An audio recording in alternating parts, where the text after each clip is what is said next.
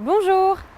Comme tous les usagers, j'utilise les aménagements urbains que vous réalisez. Parfois en voiture ou à vélo et aussi à pied. Et c'est grâce à vos réalisations que je peux circuler en toute sécurité. Pour réaliser ces ouvrages, faut-il des compétences particulières? Y a-t-il des règles? Des matériaux spécifiques? Des dimensions préconisées? Alors, parlons-en. La première tâche à réaliser en arrivant sur le terrain consiste à baliser la zone de travail. Un repérage préalable a permis aux responsables du chantier de marquer au sol les emplacements des différents panneaux de signalisation à positionner. Ils sont tous solidement maintenus à leur emplacement à l'aide de sacs de lest. Chaque engin est réceptionné et contrôlé avec le livreur. Attention aux particularités spécifiques à certains accessoires qui doivent être bien transmises pour être en mesure d'utiliser tout le potentiel de l'engin. On peut déverrouiller le vérin ici. Ouais. Tu vois, il y a deux. Oui, d'accord. Tu vas Ici. faire rentrer le vérin là. Et là, D'accord. et après comme ça tu peux poser le. Dont les dimensions et la résistance sont définies par une norme. Une bordure de type T2 mesure 1 mètre de long. On distingue la face arrière de 25 cm qui ne sera en général pas visible en fin de travaux. La face avant de 11 cm non visible également. La vue, le fil d'eau et le nez arrondi. Rangé et sécurisé.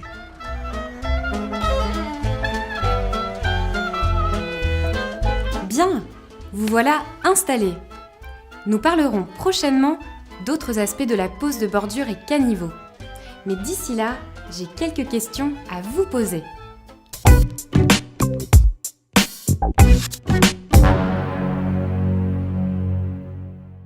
Tracer une perpendiculaire sur le chantier peut se faire en utilisant une équerre en aluminium et en prolongeant au moyen d'un cordeau, une méthode de construction géométrique triangle rectangle ou isocèle, ou une taloche et un décamètre.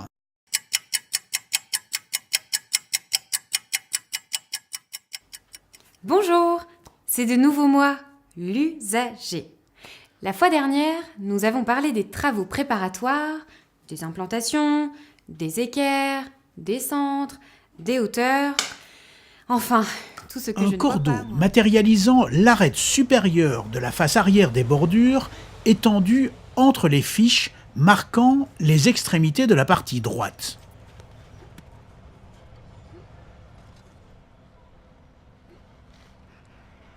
Ce cordeau est soigneusement tendu, mais y a-t-il une distance limite entre deux fiches?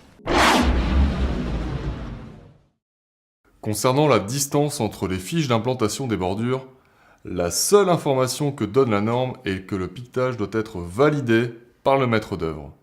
Néanmoins, dans les parties droites, il est recommandé de ne pas dépasser. Dans la partie courbe, le rayon étant de petite dimension, matérialiser l'emplacement des bordures avec des fiches n'est pas du tout pratique, car les bordures vont être découpées en petits morceaux. En conséquence, l'emplacement des bordures est marqué au sol au traceur de chantier. En se servant du mètre comme d'un compas, l'emplacement de la face avant, si le fond de forme n'est pas à la hauteur demandée ou si sa qualité est jugée insuffisante, une GNT, grave non traitée, permet de l'amener à la hauteur requise. Ici, c'est une GNT 0,315 qui est rapportée. Ce matériau classé, qui permet d'obtenir un compactage de qualité, doit être... Lorsque le fond de forme est bien réglé, sur toute la longueur de la section, il peut être compacté.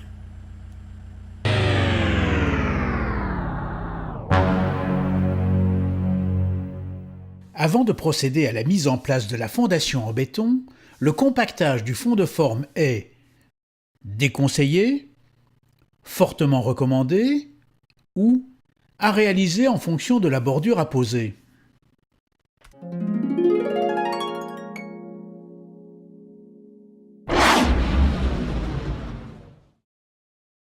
C'est sur le fond de forme que repose l'ouvrage. Il faut donc qu'il soit solide, stable et conforme aux cotes du projet.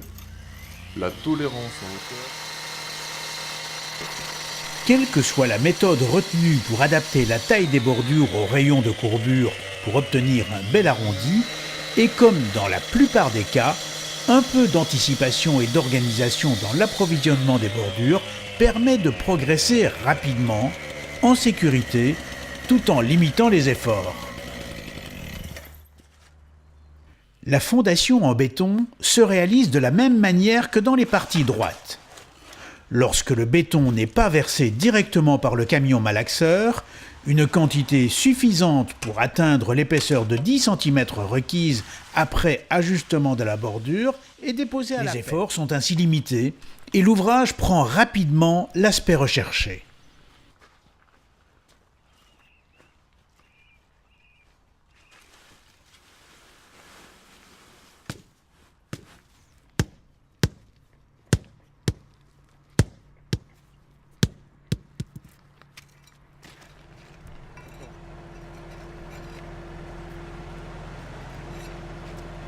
La dimension des éléments de la courbe ayant été adaptée à sa longueur, elle se termine exactement au point de tangence implanté à l'origine. La largeur, le dévers et le reste.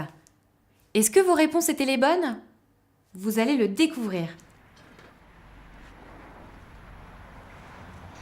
Les bordures et les caniveaux de cette partie du chantier ont été posés et calés. Ils ne bougeront plus. Avant de poursuivre les travaux, revenons au plan. Il s'agit de réaliser un trottoir muni d'un passage abaissé pour piétons, dont l'arrière est délimité par des bordures P1. Il faut donc, en suivant les données du plan, Les écarts en tête de bordure, en tête de caniveau et sur le fil d'eau mesuré à la règle de 3 mètres ne doivent pas dépasser 1/2 centimètre. Ce n'est pas beaucoup. De plus, et ceci afin de garantir sa fonction, le fil d'eau des caniveaux ne doit pas présenter de contrepente. lorsque tout est prêt, c'est-à-dire les outils appropriés à portée de main. Le maillet utilisé pour les bordures P1 est entre 200 et 250 kg ou entre 250 et 300 kg. Pouvoir remplir aisément ce vide en éliminant, une fois l'espace rempli, le surplus à la truelle.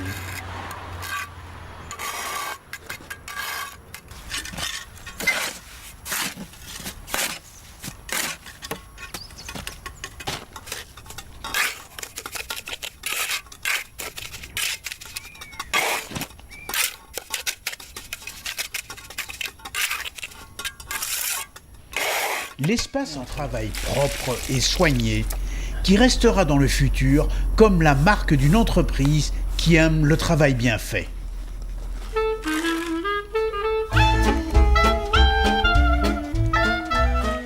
Vous êtes des professionnels compétents, je n'en doute pas. Votre priorité est que l'ouvrage que vous construisez soit conforme à sa destination. Alors, parlons-en. L'application d'un revêtement en enrobé se fait sur un support qui doit être préparé. Un fond de forme, éventuellement décaissé pour être mis à hauteur, puis compacté pour être solide et stable. Ensuite, une couche de matériaux, appelée couche de base, amenée à la bonne hauteur avec les pentes requises, compactée également. Enfin, le profil obtenu est contrôlé pour s'assurer qu'on ne vient pas de créer une contrepente. Le même procédé est utilisé pour installer les repères sur les autres parties. Les hauteurs sont reportées progressivement sur les fiches de rive. J'imagine que c'est avec autant d'attention que moi que vous allez suivre cet épisode sur le matériel. Et en même temps, vous verrez si vous avez bien répondu. Le matériel nécessaire pour préparer les supports et mettre en œuvre les enrobés à la main n'est pas complexe, Les granulats proviennent en général de carrières où ils sont extraits par abattage à l'explosif d'un front de taille ou de gisements alluvionnaires où l'extraction se fait par des moyens d'excavation traditionnels comme les dragues ou les pelles. Ils peuvent aussi provenir du recyclage de certains matériaux. Les laboratoires permettent d'apprécier les caractéristiques des granulats pour s'assurer qu'ils répondent bien aux exigences définies dans des normes. Les produits reconstitués, comme les GNT, graves non traités par exemple, sont conformes à un fuseau granulométrique défini. Ils sont fabriqués en mélangeant en proportion désirée différentes classes de granulats. Les matériaux utilisés en construction routière sont des mélanges de granulats selon des formules bien définies, auxquelles on peut éventuellement ajouter des liants pour obtenir des caractéristiques qui répondent à l'usage envisagé. On utilise des liants hydrauliques, du ciment par exemple, pour les produits blancs, comme l'agrave ciment, ou des liants hydrocarbonés, comme du bitume, pour les produits noirs, comme les enrobés par exemple. Le matériau est de réduire son volume en serrant les grains le constituant les uns contre les autres, c'est-à-dire en optimisant sa densité en place. Un enrobé insuffisamment compacté n'aura pas la résistance attendue, sa durée de vie en sera donc réduite.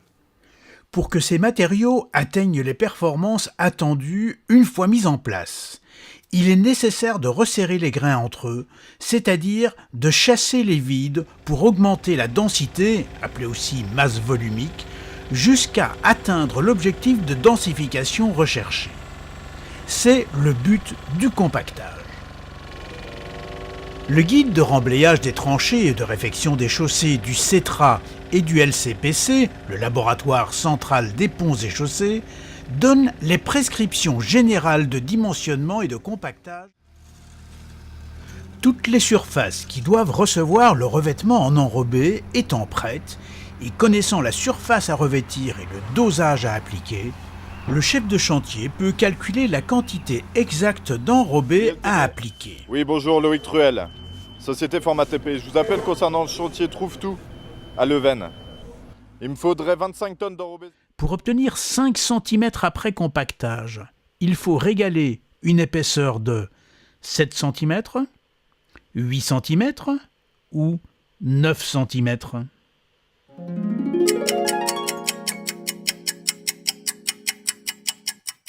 Ok, on a la cour et le trottoir. D'accord ? Dans l'après-midi, on a 12 tonnes. On va finir le trottoir et on va se diriger vers le garage d'un particulier qui est à 10 km. C'est clair pour tout le monde ? C'est clair. Très bien. Au niveau du matos, on a un camion de chez Morvan qui va faire 2 tours. C'est lui qui indique aux hommes aux brouettes l'endroit exact où il veut que l'enrobé soit versé, de manière à limiter les efforts à déployer pour mettre le matériau en place. Lorsque des points particuliers doivent être traités, comme autour des dalles podotactiles, les cordeaux, devenus maintenant inutiles, sont enlevés et une première série de passes est effectuée sans vibration en s'éloignant progressivement du bord.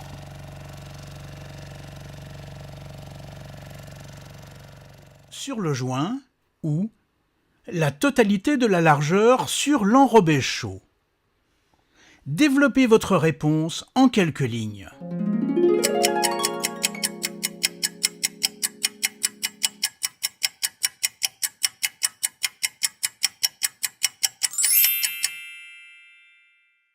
Ça y est, vous vous êtes décidé ? Alors mettez-vous d'accord et comme aux épisodes précédents, essayez de faire les bons choix. Rendez-vous pour le prochain épisode. D'ici là, ne m'oubliez pas. L'usager bien sûr. Mieux vaut l'étaler en sous-couche sur une grande surface. Elle s'intégrera sans difficulté au revêtement pendant l'application, sans aucune incidence sur la qualité de l'ouvrage.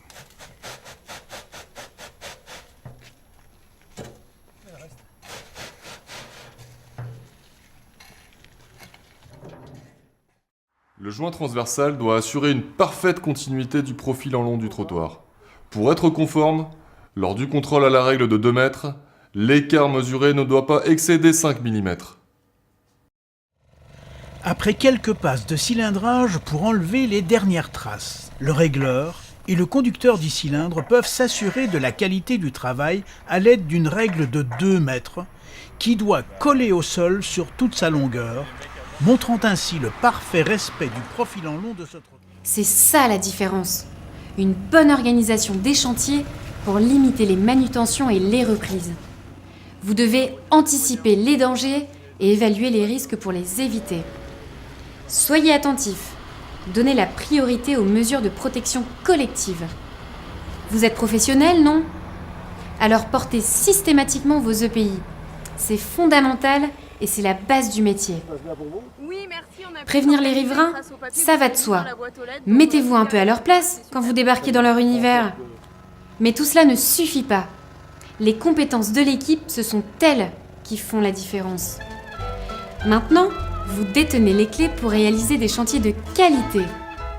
Bien pensés, bien organisés, habilement réalisés, dans le respect des règles, de l'art et en toute sécurité. Alors, à vous de jouer. Mais n'oubliez pas, pensez à moi, à l'usager bien sûr.